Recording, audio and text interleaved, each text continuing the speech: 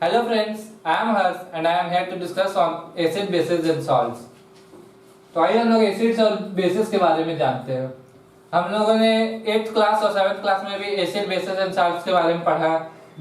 8th class में भी हम लोग बहुत कुछ जान चुके थे एसिड्स और बेसिस के बारे में। तो अब हम लोग एसिड और बेस के बारे में समझते हैं, एसिड्स क्या है और बेस क्या है।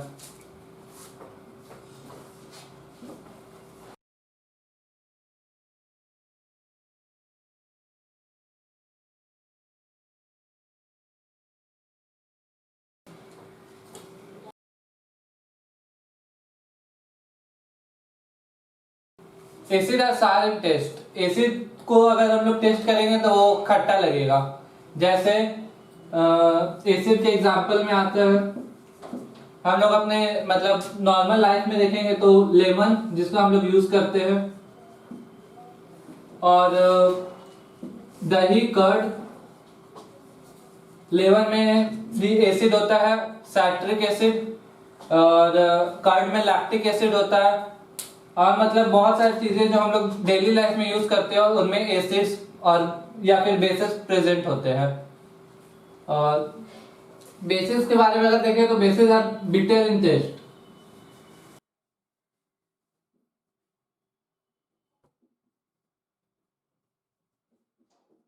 एसिड्स खाने में टेस्ट करने में कड़वे लगते हैं। जैसे सोप हो गया,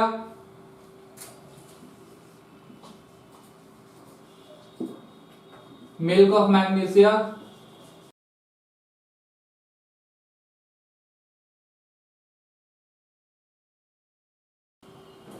मिल्क ऑफ मैग्नीशिया के एसिडिटी के टाइम यूज किया जाता है, और सोप को तो हम लोग डेली लाइफ में यूज करते ही है। तो ये सब कॉमन एग्जांपल है जब हम जिसका हम लोग यूज करते हैं अपने लाइफ में, और उसमें बेसेस और एसिड्स प्रेजेंट होते हैं। अब इसको हम लोग थोड़े डिटेल में समझते हैं।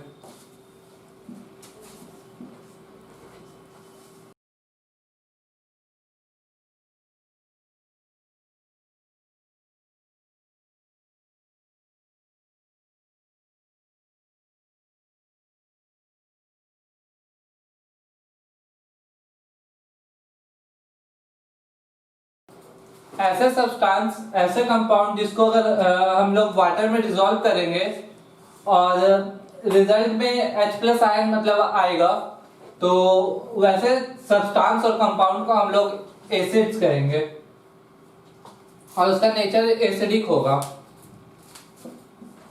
और इसी के अपोजिट में हो जाएगा those substances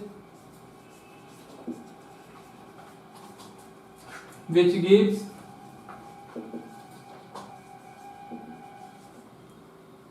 OH negative ions when dissolved in water is known as bases। ऐसे सब्सटेंस जिसको हम लोग अगर वाटर में डिसॉल्व करेंगे और रिजल्ट में OH नेगेटिव आयन रिलीज हो, मतलब OH नेगेटिव आयन मिले, वैसे सब्सटेंसेस और कंपाउंड्स को हम लोग कहेंगे बेसिस। उनका नेचर बेसिक होगा। अब हम लोग को ऐसे तो समझ में नहीं उतने अच्छे तरीके से आएगा, तो हम लोग इसको एग्जांपल से समझते हैं। एग्जांपल में जैसे एक एसिड को लेते हैं। एसिड में सबसे पहले हम लोग लेंगे HCl, हाइड्रोक्लोरिक एसिड। अगर इसको हम लोग जब ये वाटर में डिसॉल्व होगा तो H+ आयन और Cl-, ये हम लोग को रिजल्ट मिलेगा। ऐसे ही अगर हम लोग H2SO4 सल्फ्यूरिक एसिड को अगर वाटर में डिसॉल्व करेंगे तो भी H+ आयन और SO4 2-, यहाँ पे भी हम लोग देखेंगे तो हम लोग को H+ आयन मतलब मिला। तो इससे ये पता चलता है कि अगर हम लोग कोई एसिड को वाटर में डिसॉल्व करेंगे तो रिजल्ट में H प्लस आयन आएगा। बेसिस में भी अगर देखें तो बेसिस में एग्जांपल NaOH,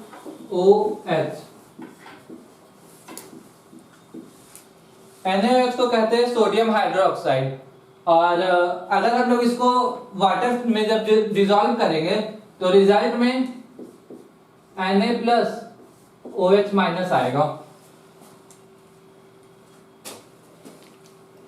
और ये हुआ मतलब जब हम लोग यहाँ पे देखेंगे तो हम लोग को ये भी दिखेगा कि यहाँ पे भी OH माइनस आयन आया है, तो इससे पता चलेगा कि ये एक बेस है NaOH। दूसरा एग्जांपल लेते हैं KOH, पोटेशियम हाइड्रोक्साइड। इसको जब वाटर में डिसॉल्व करेंगे तो K प्लस OH माइनस, यहाँ पे भी OH माइनस आयन रिलीज मतलब हम लोग को दिखा। और भी मतलब बहुत सारे होते हैं जैसे नाइट्रिक एसिड, फॉस्फेरिक एसिड, और इसमें मिल्क ऑफ मैग्नीशिया यानी मैग्नीशियम हाइड्रोक्साइड। और अगर हम लोग सब में करेंगे ये चीज तो एसिड में जो एसिडिक नेचर का सब्सटेंस होगा उसमें H प्लस आयन ही आएगा, और जो बेसिक नेचर का सब्सटेंस होगा उसमें OH नेगेटिव ही आयन आएगा। अब यहाँ तक तो हम लोग को समझ में आ गया। अब हम लोग आगे बढ़ते हैं। अब एसिड्स भी मतलब एक होते हैं स्ट्रॉन्ग एसिड, एक होते हैं वीक एसिड। तो स्ट्रॉन्ग एसिड किसे कहेंगे और वीक एसिड किसे कहेंगे? जैसा कि हम लोग जानते हैं कि HCl बहुत ही ज्यादा स्ट्रॉन्ग एसिड है, H2SO4 सल्फ्यूरिक एसिड, इसे तो किंग ऑफ एसिड्स भी कहा जाता है। तो ये सब स्ट्रॉन्ग एसिड है, पर ऐसा पता कैसे चला कि ये स्ट्रॉन्ग एसिड है और ये वीक एसिड है? जैसे वीक एसिड में H2CO3 कार्बोनिक एसिड जो है ये वीक एसिड में आएगा। तो ये पता कैसे चला कि कौन स्ट्रॉन्ग एसिड है कौन वीक एसिड है? तो आइए हम लोग इसको समझते हैं।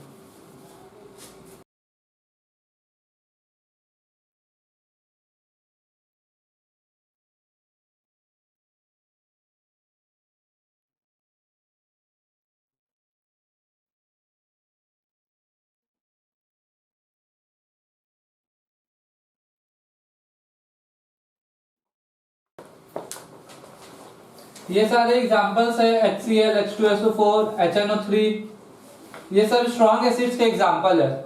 और जब इनका मतलब पता करने के लिए कि कौन स्ट्रॉन्ग है कौन वीक है, तो लैब में जब टेस्ट हुआ तो HCl है ना, HCl कार्बोनिक एसिड H2CO3, ये दोनों मतलब ऐसा देखा गया कि जो जो स्ट्रॉन्ग एसिड होते हैं वो ज्यादा H प्लस आयन फॉर्म करते हैं, और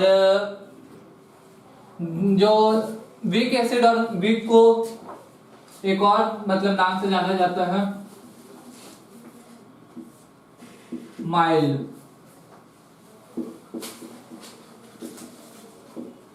तो जो वीक या माइल्ड एसिड है वो नॉर्मल से मतलब कम H प्लस आयन फॉर्म करते हैं, तो इसलिए ये वीक एसिड में आएंगे क्योंकि HCl ज्यादा H प्लस आयन फॉर्म करता है, और इसलिए उसे वीक स्ट्रॉन्ग एसिड के कैटेगरी में रखा गया। तो यही चीज यहाँ पे लिखा है, दो acids have more H plus ions is known as strong acids, और weak acids में होगा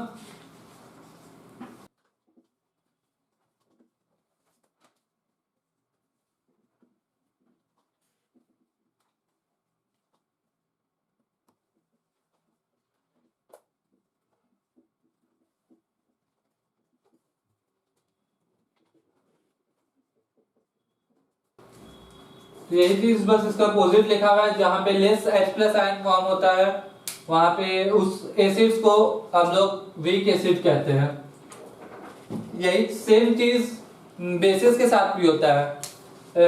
जो बेस ज्यादा OH नेगेटिव आयन फॉर्म करता है वो बेस हो जाएगा स्ट्रॉन्ग बेसिस, और जो बेस कम O नेगेटिव आयन फॉर्म करता है वो बेस हो जाएंगे वीक या माइल्ड बेसिस।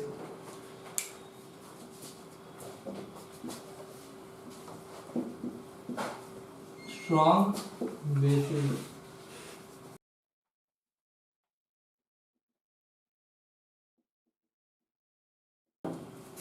स्ट्रॉन्ग बेसिस किन्हें कहेंगे?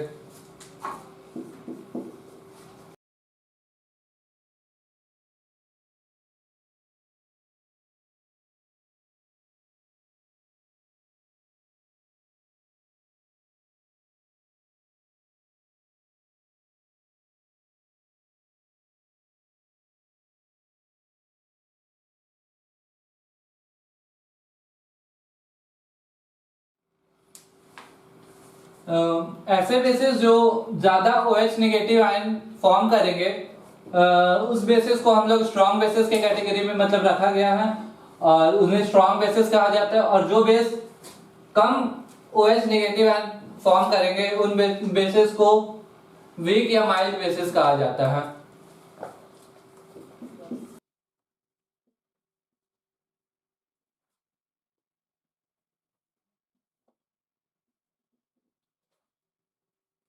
कुछ ऐसे नेचुरल सोर्सेज जिनमें एसिड प्रेजेंट होता है, हम लोग उनके एग्जांपल देखते हैं, जैसे विनेगर। इसमें भी एसिड प्रेजेंट होता है जिसे एसिटिक एसिड कहा जाता है।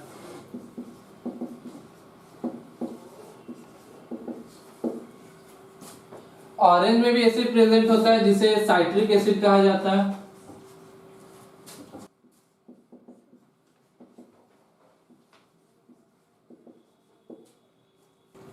लेमन में भी यही मतलब सेम ही, लेमन और ऑरेंज एक ही तरह की चीज है, इसलिए दोनों में भी लेमन में भी साइट्रिक एसिड ही रहता है।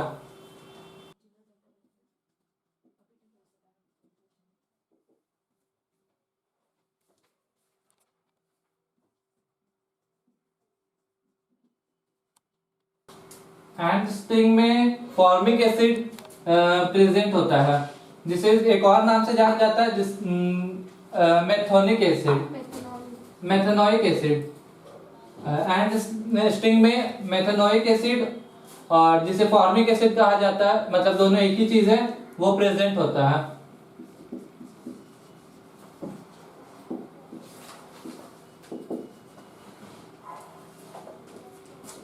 और अलग अलग फ्रूट्स और वेजिटेबल्स में भी अलग अलग प्रकार के एसिड्स प्रेजेंट होते हैं। जैसे एप्पल में मैलिक एसिड प्रेजेंट होता है, ग्रेप्स में मैलिक एसिड प्रेजेंट होता है। अब हम लोग मतलब एल्कलीज के बारे में जानेंगे।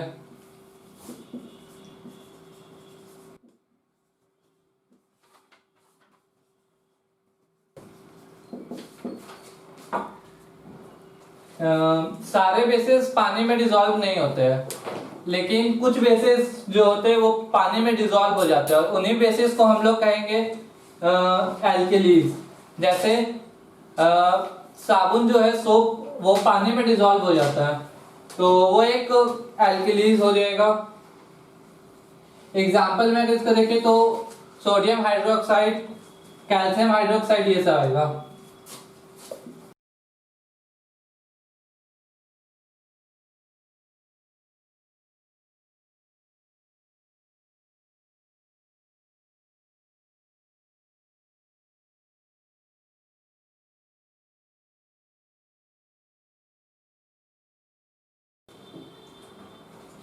सभी बेसिस वाटर में डिसॉल्व नहीं होते, और जो बेसिस वाटर में डिसॉल्व हो जाते हैं हम लोग उन्हें एल्कलीज के नाम से जानते हैं।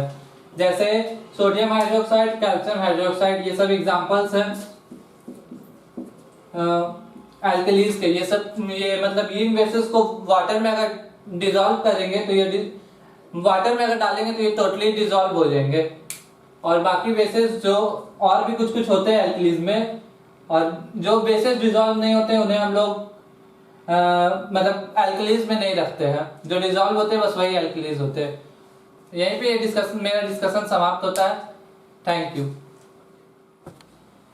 हेलो फ्रेंड्स, मैं मुस्कान और आज मैं एसिड बेसिस एंड सॉल्ट के टॉपिक इंडिकेटर के बारे में जानेंगे। तो इंडिकेटर क्या, सबसे पहले जानेंगे कि इंडिकेटर होता क्या है। तो इंडिकेटर एक सब्सटेंस होता है जिससे हम केमिकल के नेचर के बारे में पता करते हैं कि अगर केमिकल में एसिडिक सब्सटेंस मिलाते हैं तो उसका कलर और उसका टेस्ट और उसका स्मेल क्या होगा, और अगर बेसिस में इंडिकेटर से पता करते हैं कि उसका टेस्ट कलर क्या होगा। तो इंडिकेटर का डिफिनीशन होता है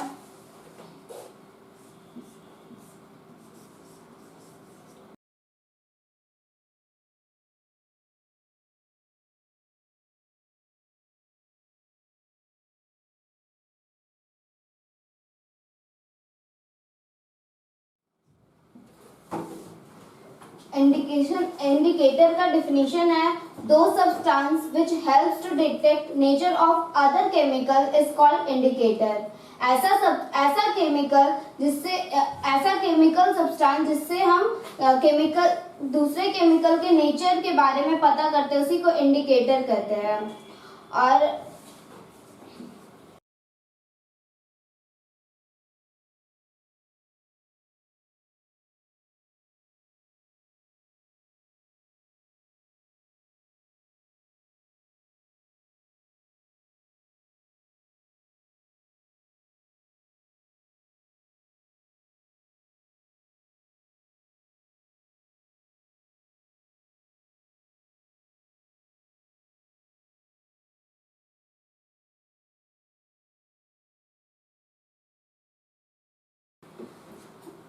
इंडिकेटर से हम किसी भी सब्सटेंस के किसी भी केमिकल के कलर को पता करते हैं। जब हम एसिडिक में उस केमिकल को डालेंगे तो क्या कलर होगा, और इंडिकेटर से हम किसी भी केमिकल के स्मेल को पता करते हैं कि उसका स्मेल क्या होगा, और उसको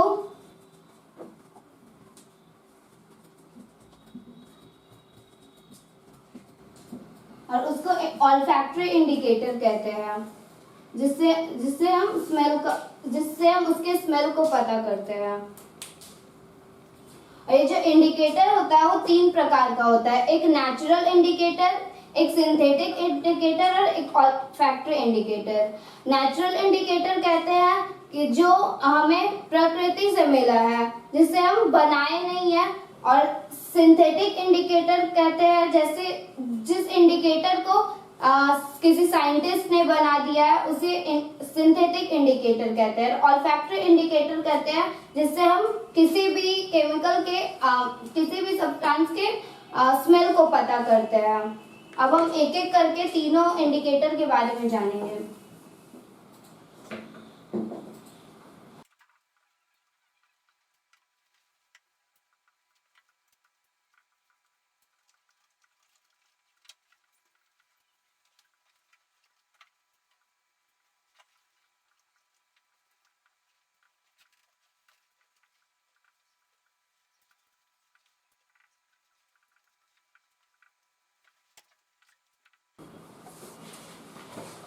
सबसे पहला है नेचुरल इंडिकेटर। ऐसा इंडिकेटर जो नेचर से हमें प्राप्त हुआ, तो उसका एग्जांपल हो जाएगा litmus, red cabbage leaf extract, flower of hydrangea और टर्मेरिक। अब ये जो लिटमस ये सारों है वो हमें नेचर से मिला है। जैसे लिटमस हमें मिला, एक पौधा होता है लाइकेन, उससे प्राप्त होता है ये litmus. Red cabbage leaf extract ये सब तो कैबेज, फ्लावर ऑफ हाइड्रेंजिया और फिर टर्मेरिक। अब हम पहला जानेंगे कि लिटमस को अगर हम एसिड और बेस में डालेंगे तो उसका कलर कौन चेंज होगा।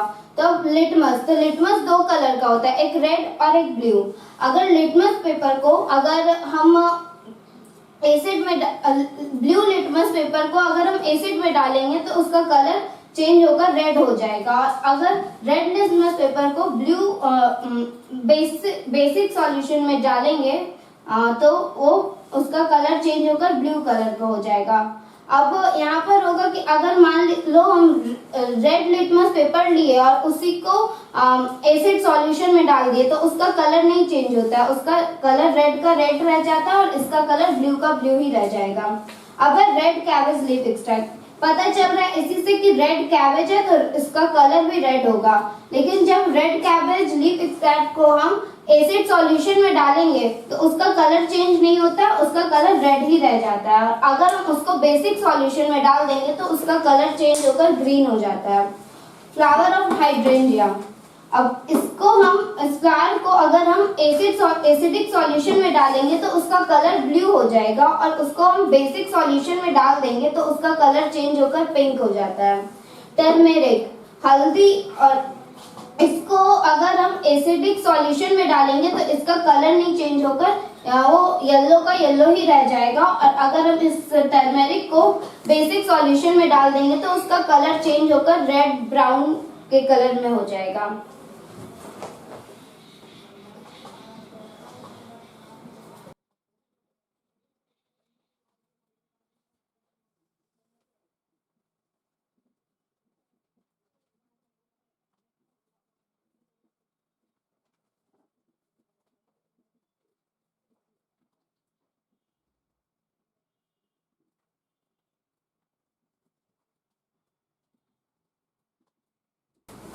अब ये दूसरा इंडिकेटर है सिंथेटिक इंडिकेटर। ऐसा इंडिकेटर जो हमें नेचर से नहीं मिला हो, उसे हम किसी साइंटिस्ट ने या किसी ने बनाया हो। तो उसमें इसका जो एग्जांपल हो जाएगा वो फेनोप्थलीन हो जाएगा, मिथाइल ऑरेंज। अब अगर फेनोप्थलीन को एसिडिक सॉल्यूशन में डालेंगे तो फेनोप्थलीन ऑलरेडी कलरलेस होता है, जैसे पानी कलरलेस होता है उसी तरह फेनोप्थलीन भी कलरलेस होता है। अगर उसको एसिडिक सॉल्यूशन में डालेंगे तो वो अपना कलर कुछ नहीं चेंज करेगा, वो कलरलेस ही रह जाएगा। और अगर उसको फेनोप्थलीन को बेसिक सॉल्यूशन में डालेंगे तो अपना कलर चेंज कर लेगा और वो पिंक कलर का हो जाएगा। Methyl orange. अब मिथाइल ऑरेंज ऑरेंज कलर का होता है, और अगर उसको हम एसिडिक सॉल्यूशन में डालते हैं तो वो रेड कलर का हो जाता है, और उसको हम बेसिक सॉल्यूशन में डालेंगे तो वो येलो कलर में चेंज हो जाएगा।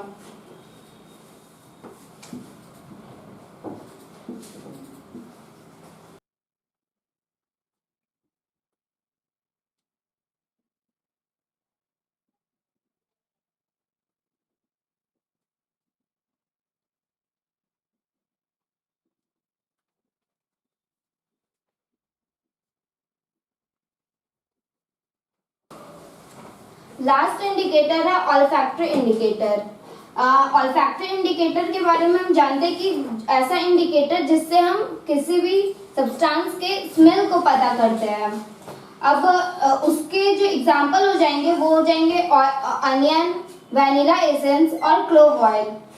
अनियन तो हम जानते ही कि क्या होता है, वैनिला एसेंस, क्लोव ऑयल, मतलब जो क्या लौंग से जो तेल निकलता है उसी को क्लोव ऑयल बोलते हैं।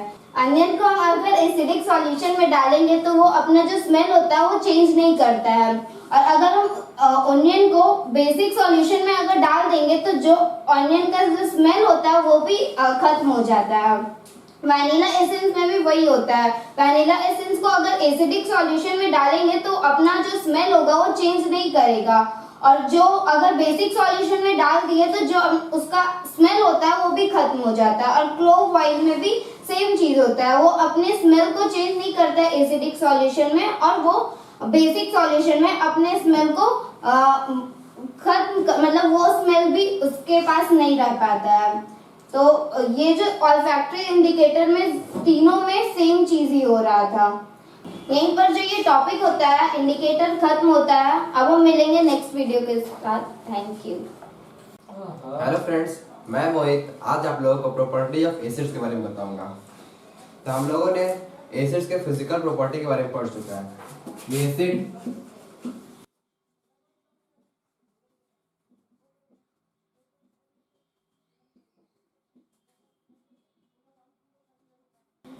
ये एसिड सावर इन टेस्ट होता है।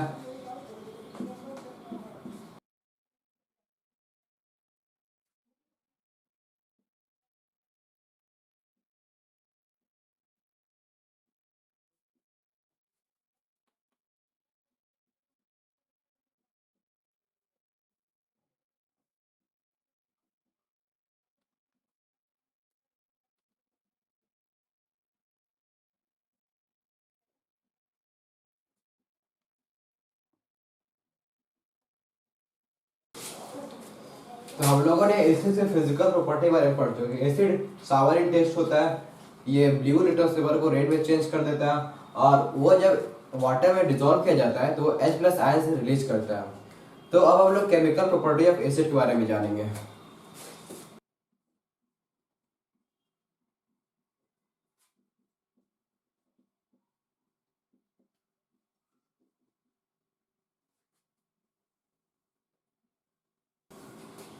सबसे पहले हम लोग जानते हैं अगर एसिड मेटल के साथ रिएक्ट करेगा तो किस तरह रिएक्ट करेगा।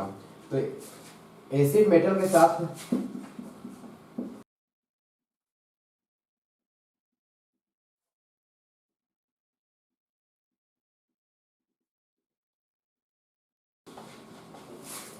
तो एसिड जब मेटल के साथ रिएक्ट करेगा तो वो मेटल सॉल्ट प्रोडक्ट में देगा और हाइड्रोजन गैस को इवॉल्व करेगा। जैसे हम लोग कुछ एग्जांपल देखते हैं। अगर मेटल Zn लेते हैं और मेटल प्लस मेटल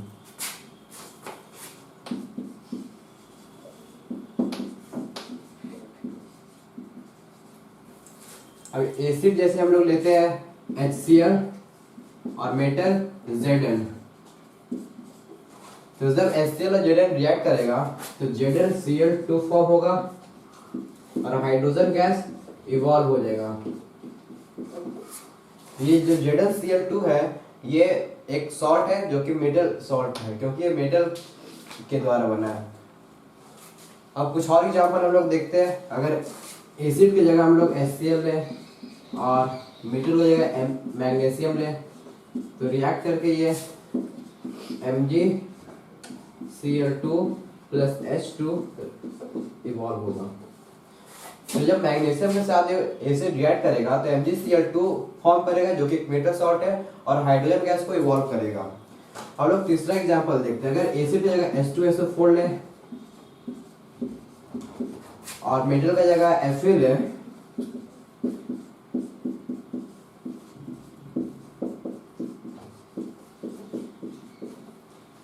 तो जब अगर H2SO4 और Fe रिएक्ट करेगा, H2SO4 एसिड है और Fe आयरन मतलब मेटल है, तो ये प्रोडक्ट में फॉर्म करेगा FeSO4 जो कि एक मेटल सॉल्ट है और हाइड्रोजन गैस को इवॉल्व करेगा। अब हम लोग एसिड और मेटल ऑक्साइड्स के रिएक्शन को जानते हैं कि एसिड अगर मेटल ऑक्साइड के साथ रिएक्ट करेगा तो क्या फॉर्म करेगा और किस तरह रिएक्ट करेगा।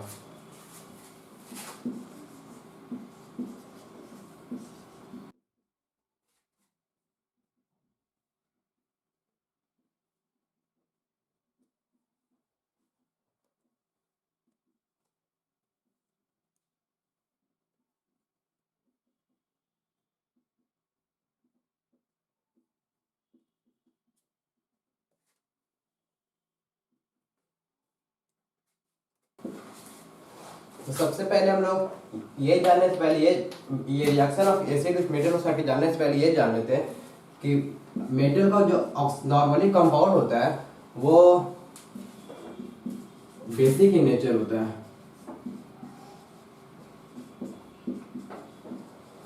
और जो नॉन मेटल का कंपाउंड होता है वो एसिडिक इन नेचर होता है।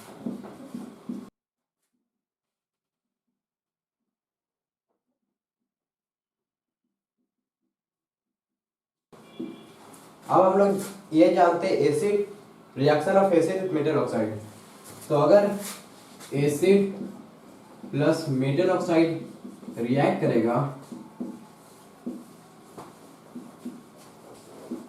तो ये फॉर्म करेगा सॉल्ट और वाटर, क्योंकि ये मेटल ऑक्साइड है और मेटल कंपाउंड बेसिक होता है। तो एसिड और ये बेस हो जाएगा, बेसिक इन नेचर होगा तो ये बेस हो जाएगा, तो एसिड प्लस बेस सॉल्ट और वाटर फॉर्म करेगा।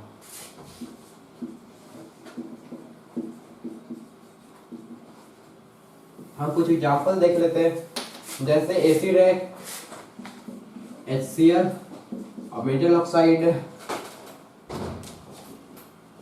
CaO, ये फॉर्म करेगा CaCl2 plus H2O।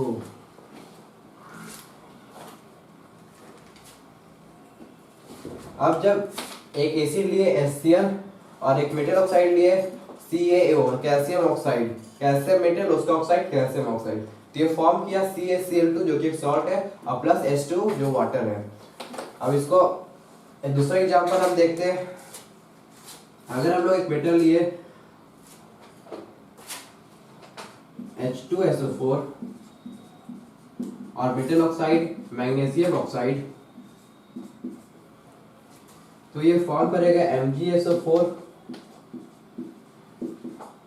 Plus H2O। तो जब H2SO4 जो कि एक एसिड है MgO के साथ रिएक्ट करेगा जो कि मेटल ऑक्साइड है मैग्नीशियम ऑक्साइड, तो ये फॉर्म करेगा MgSO4 जो कि MgSO4 एक सॉल्ट है और H2O वाटर।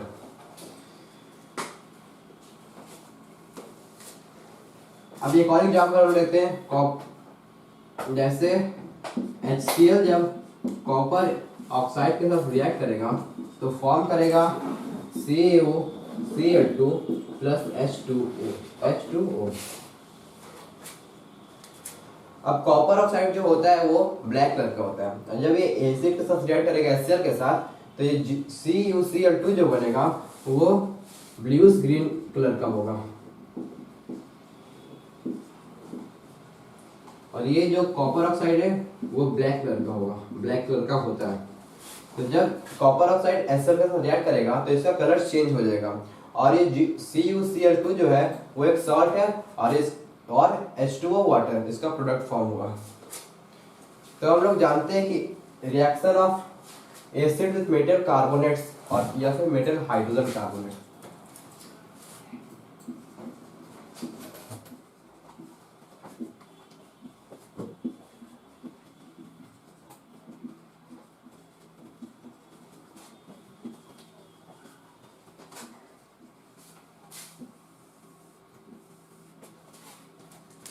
तो हम लोग reaction of acid with metal carbonate या फिर मेटल हाइड्रोजन कार्बोनेट के बारे में जानेंगे। तो हम लोगों ने देखा था कि जितने मेटल के कंपाउंड होते हैं वो बेसिक इन नेचर होते हैं। तो जब एसिड और मेटल कार्बोनेट रिएक्ट करेगा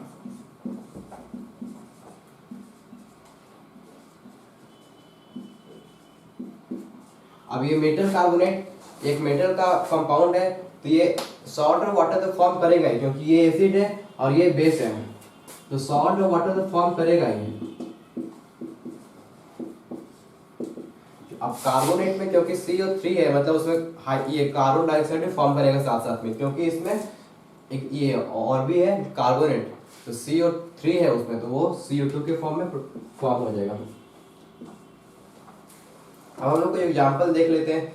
जैसे कि एक एसिड लेते हैं HCl, उसको रिएक्ट करवाते हैं एक मेटल कार्बोनेट जो कि Na2CO3 है। तो जब ये रिएक्ट करेगा तो फॉर्म करेगा NaCl plus water H2O plus CO2। तो जब भी एसिड मेटल कार्बोनेट का रिएक्ट करेगा तो वो फॉर्म करेगा सॉल्ट NaCl, यहाँ फॉर्म किया जब HCl और Na2CO3 रिएक्ट किया तो यहाँ पर फॉर्म हुआ NaCl जो कि सॉल्ट है, वाटर H2O और कार्बन डाइऑक्साइड CO2। और एक एग्जांपल हम लोग और देखते हैं हाइड्रोजन कार्बोनेट वाला। तो H2SO4 एक एसिड है जो कि रिएक्ट करवाते हैं उसको NaHCO3 से, तो ये फॉर्म करेगा Na plus SO4, Na2 plus SO4 plus water H2O plus CO2। तो जब sulphuric acid sodium hydrogen carbonate का रिएक्ट करेगा तो फॉर्म करेगा sodium sulphate plus water plus CO2। तो यहाँ पर जो H2SO4 है वो एसिड है और NaCO3 मेटल कार्बोनेट है और जब ये रिएक्ट किया तो फॉर्म हुआ एक सॉल्ट जो कि Na2SO4 है और वाटर H2O और कार्बन डाइऑक्साइड CO2। अब जब एक और एग्जांपल देखते हैं CaCO3, एक एसिड लेते हैं HCl, एक मेटल कार्बोनेट लेते हैं CaCO3। जब ये रिएक्ट करेगा तो फॉर्म होगा CaCl2 plus water H2O plus CO2। ये HCl एक एसिड है और मेटल कार्बोनेट जो कि CaCO3 है, तो ये दोनों जब रिएक्ट करेगा तो फॉर्म होगा CaCl2 जो कि एक सॉल्ट है plus water H2O plus CO2। अब हम लोग को ये पता करना हो कि CO2 निकल रहा है तो उसका हम कैसे पता लगा कि CO2 निकल रहा है। तो जब हम लोग CO2 को लाइम वाटर से पास करेंगे तो जो लाइम वाटर रहेगा वो मिल्की हो जाएगा। अब लाइम वाटर का फॉर्मूला होता है CaOH2। तो जब हम लोग कार्बन डाइऑक्साइड को लाइम वाटर से पास करेंगे तो जो ये लाइम वाटर है वो मिल्की हो जाएगा। अब ऐसा क्यों होता है हम लोग देखते हैं।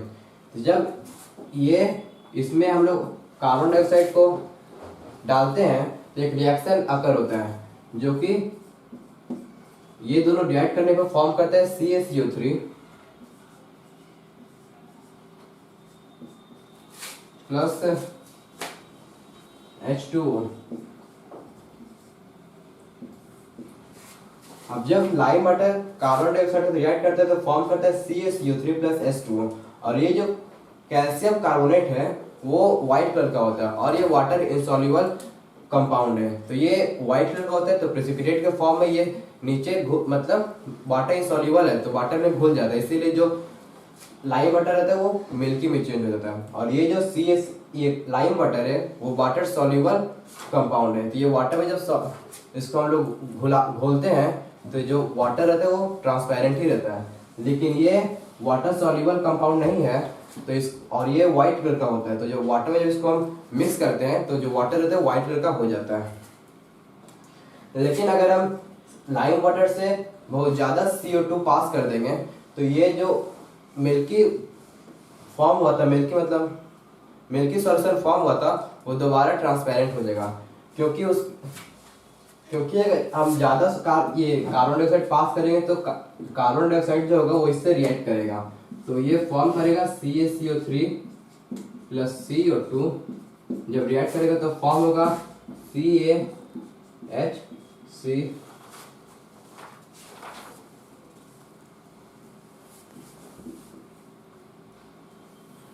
तो जब हम लोग ज्यादा CO2 पास करेंगे इस सॉल्यूशन से तो जो मिल्की सॉल्यूशन फॉर्म हुआ था दोबारा ट्रांसपेरेंट हो जाएगा, क्योंकि जब ज्यादा कार्बन डाइऑक्साइड पास करेंगे तो ये रिएक्ट करेगा कार्बन डाइऑक्साइड CaCO3 से जो कि यहाँ पर प्रोडक्ट के फॉर्म में प्रोडक्ट हुआ था।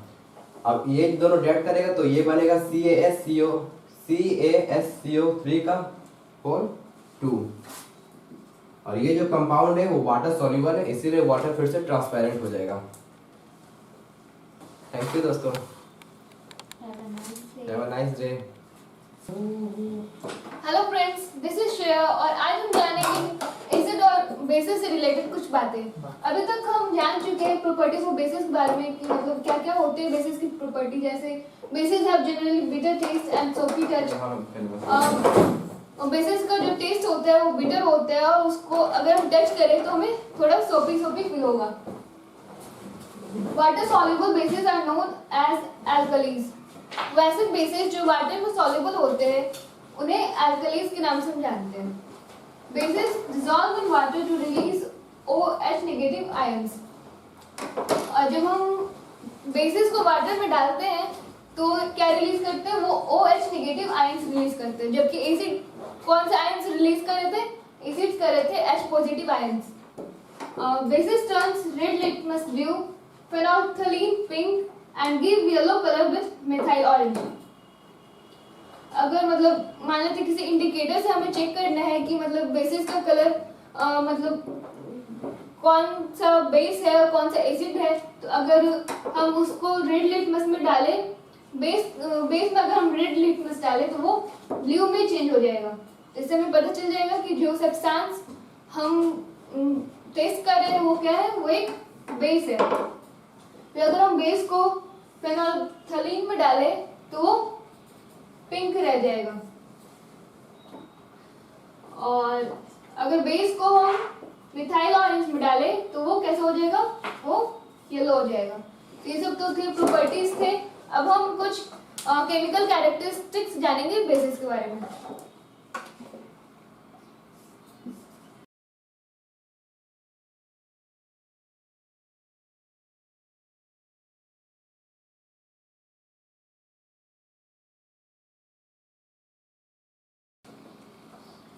अब हम जानेंगे बेसेस की कुछ chemical characteristics.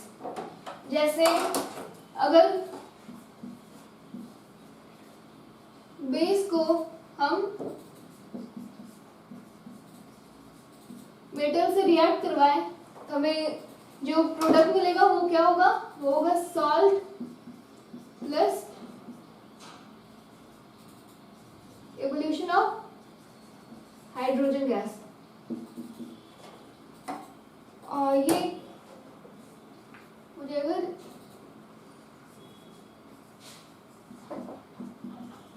Reaction of basis with metals. अगर हम किसी मेटल को बेस के साथ रिएक्ट करवाएं तो जो प्रोडक्ट होगा वो क्या होगा, वो मेटल सॉल्ट होगा और साथ में एवोल्यूशन ऑफ हाइड्रोजन गैस होगा। जैसे हम एग्जांपल्स देखें,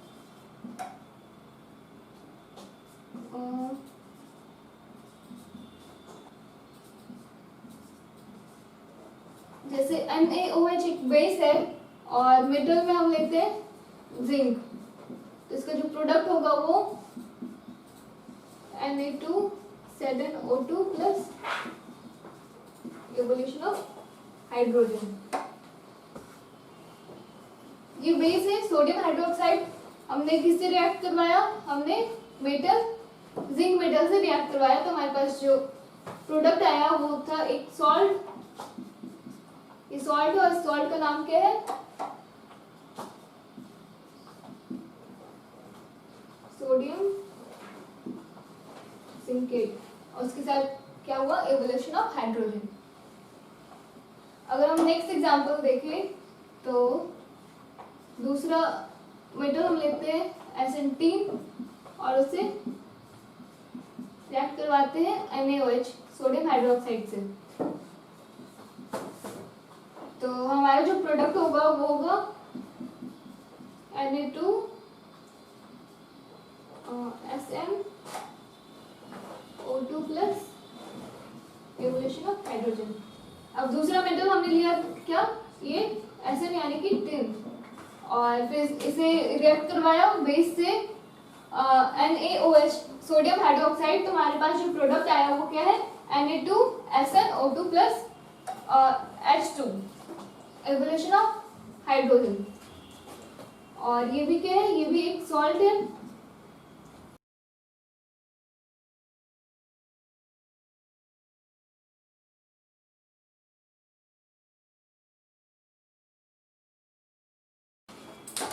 ये सब रिएक्शंस हो रहे थे जब हमने बेस और मेटल को आपस में रिएक्ट करवाया, तो क्या क्या हमारे पास प्रोडक्ट में आ रहा था, सॉल्ट और हाइड्रोजन। दूसरा कैरेक्टरिस्टिक्स हम देखते हैं।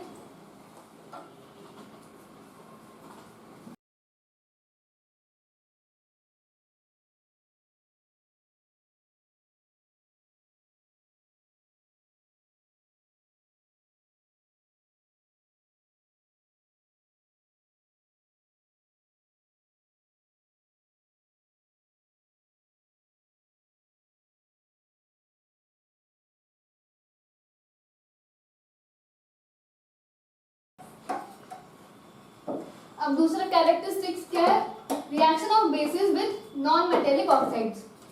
अब जब हम बेस को नॉन मेटेलिक ऑक्साइड्स के साथ रिएक्ट करवाएंगे तो प्रोडक्ट क्या होगा, यहाँ भी प्रोडक्ट सॉल्ट प्लस वाटर ही होगा। अब हम एग्जांपल देखते हैं।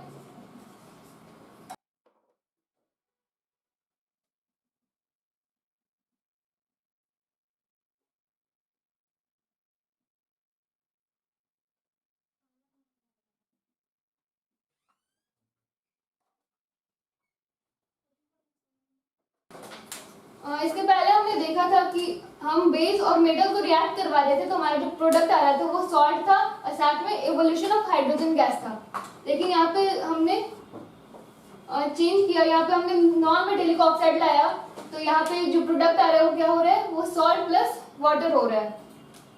तो एग्जाम्पल हम देखें तो हमने बेस में लिया है NaOH सोडियम हाइड्रोक्साइड और नॉन मेटेलिक ऑक्साइड में रखा है CO2, क्योंकि C मतलब कार्बन एक नॉन मेटल है और उसके ऑक्साइड तो ऑक्सीजन, तो ये बन गया CO2, एक नॉन मेटेलिक ऑक्साइड। तो इसका इन दोनों की रिएक्शन के बाद जो हमारा प्रोडक्ट आया वो क्या है, वो Na2CO3 प्लस H2 है। और ये Na2CO3 एक सॉल्ट है और यहाँ पे फॉर्मेशन ऑफ वाटर हो रहा है। दूसरा एग्जांपल हम देखें तो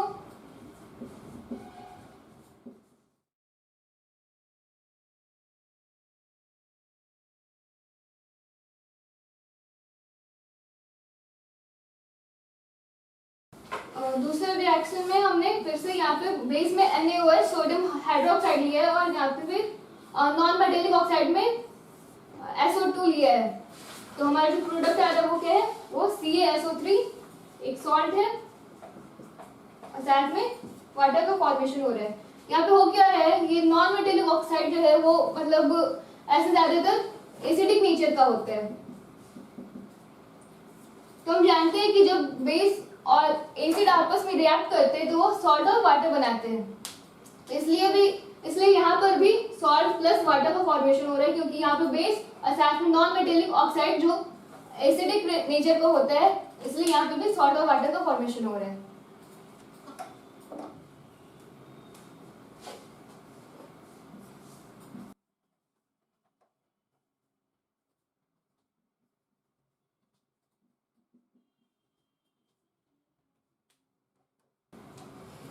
अब पहले हम जान चुके हैं कि किसी भी एसिड या किसी भी बेस को वीक एसिड या फिर वीक बेस या फिर स्ट्रॉन्ग एसिड और स्ट्रॉन्ग बेस कैसे बोलते हैं। अगर किसी बेस को अगर हम पानी में डालते हैं और उसमें से ज्यादा OH नेगेटिव आयंस रिलीज होते हैं तो वो एक स्ट्रॉन्ग बेस होता है। और वही अगर हम किसी एसिड को पानी में डालते हैं और ज्यादा H पॉजिटिव आयंस रिलीज होते हैं तो उनको हम स्ट्रॉन्ग एसिड बोलते हैं। और जो ये स्ट्रॉन्ग बेस होते हैं, वीक बेस होते हैं, उन्हें मैथमेटिकली भी आपस में उनका कंपैरिजन कर सकते हैं। और जिस प्रोसेस हम करते हैं उसको हम बोलते हैं डिग्री ऑफ डिसोसिएशन। इसे हम अल्फा से डिनोट करते हैं और एक फॉर्मूला होता है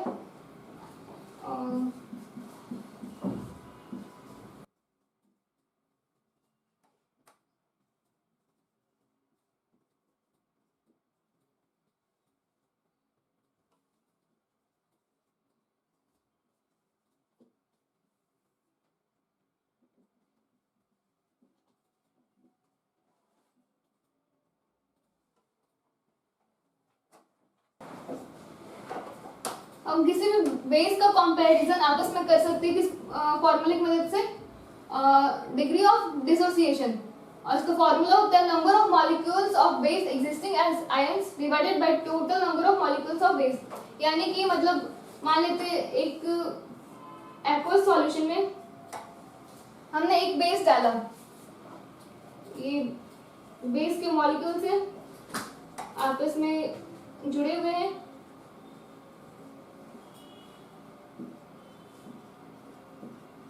मान लेते हैं हमने दो बेस लिया, एक पहला बेस लिया तो हमने एक्वस सॉल्यूशन में डाला और जो जितने मतलब मान लेते हैं इसमें 10 पार्टिकल थे, इसमें से 8 पार्टिकल आपस में अलग अलग हो गए।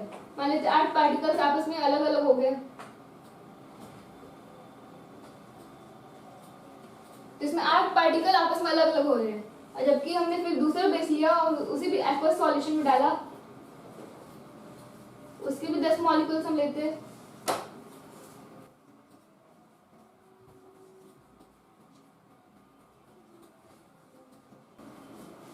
और इसमें 6 मॉलिक्यूल्स आपस में अलग हुए। इसमें 8 मॉलिक्यूल्स आयोनाइज हो गए और इसमें 6 मॉलिक्यूल्स आयोनाइज हो गए। तो अब हम इन दोनों को कंपेयर करके बता सकते हैं कि कौन सा बेस ज्यादा मतलब स्ट्रॉन्ग है और कौन सा बेस कम स्ट्रॉन्ग है। तो पहला था और ये दूसरा था। तो पहले में क्या हुआ, number of molecule of base existing as ions, इसमें कितने मॉलिक्यूल आयन के फॉर्म में है 8, तो 8 और टोटल कितने थे 10। दूसरे में कितने आयन के फॉर्म में है, दूसरे में 6 आयन और जबकि टोटल थे 10। अब इसको हम लिख सकते हैं। अब दोनों में से बड़ा कौन है? ये बड़ा है। तो जो जिनका वैल्यू अगर एक के करीब आते हैं वो बेस ज्यादा स्ट्रांग होते हैं। तो इसमें ज्यादा करीब एक के कौन सा है? 0.8, तो ये वाला बेस ज्यादा स्ट्रांग होगा। और इस तरह मैथमेटिकली भी आपस में कंपैरिजन कर सकते हैं कि कौन सा बेस ज्यादा स्ट्रांग है और कौन सा बेस वीक है। Thank you. अब हम मिलेंगे किसी नए टॉपिक के साथ।